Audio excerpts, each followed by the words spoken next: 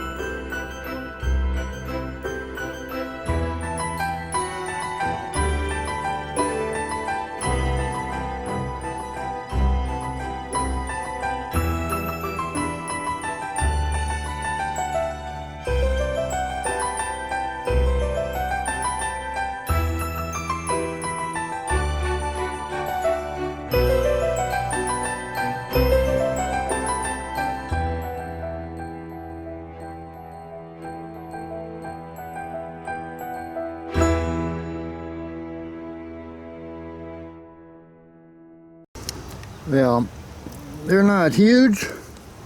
A couple of them are good size though.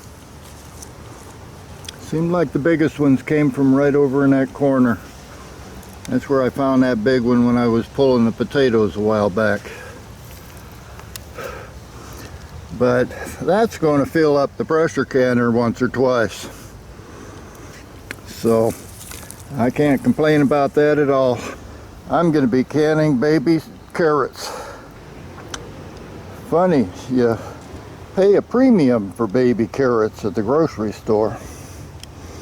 All I had to do was scatter a bunch of seeds and water from time to time.